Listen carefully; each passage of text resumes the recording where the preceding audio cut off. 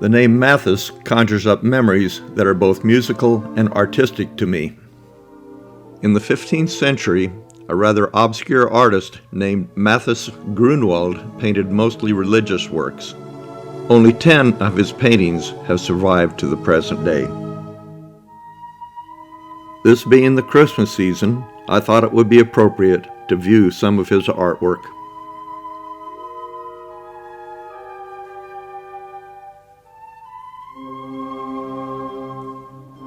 In 1935, the German composer Paul Hindemith wrote an opera and a more popular symphony, both named Mathis der Maler, or Mathis the Painter.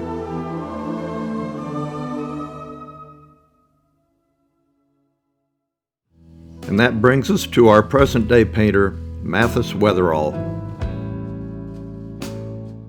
Hi, thanks for letting me do this. When David and Dennis first reached out to me, I thought, gosh, what could I possibly speak about that many of the people in HUPS don't already know? I'm still kind of thinking that actually, but it is an honor, and I appreciate the opportunity to share a little bit about my experiences and what I'm doing in video and such these days. So, I started in underwater photography in the mid-'80s, and I actually started with this camera right here. This is my first underwater camera. You're probably familiar with the Nikon 4. And then, just for fun, my very first digital camera was this guy. And what's really quite amusing and funny with this is the the screen that came with this. This is the Nikon Coolpix 5000, I believe it's called. And while I'm on the subject, I'm just walking around in my office here.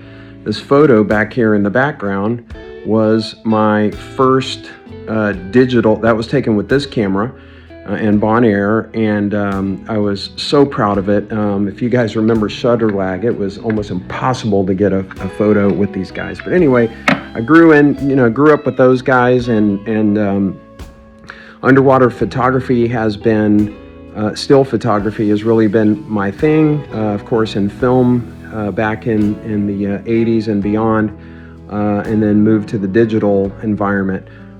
I still really enjoy still photography, but I have morphed into more video in the recent years. And I would say when I go on a trip, I take two systems, and probably 75% of the time lately I'm doing video.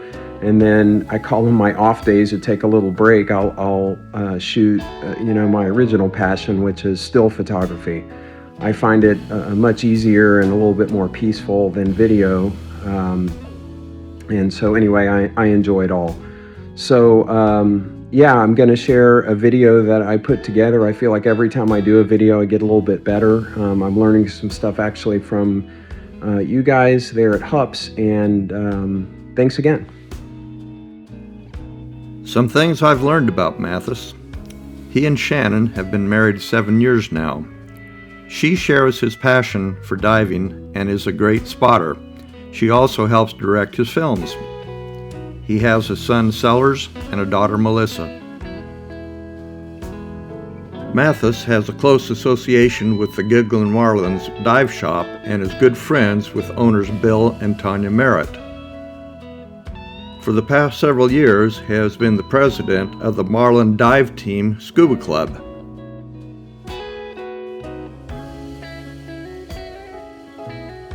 On occasion, he has taught underwater photography and videography at Giggling Marlins. Years ago, Mathis took off a semester to be a dive instructor in the Florida Keys, where he met and became friends with Stephen Frink. He has also taught underwater photography at Texas State University using Howard Hall's book, Successful Underwater Photography, the one that you see here. Some of his photos have been published in a Skin Divers magazine article on whale sharks written by Mandy Wagner. At the time, he was living on Roatan at Anthony's Key Resort.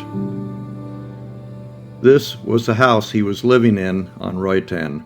Mathis has also had photos published in Favorite Places, a travel and leisure book.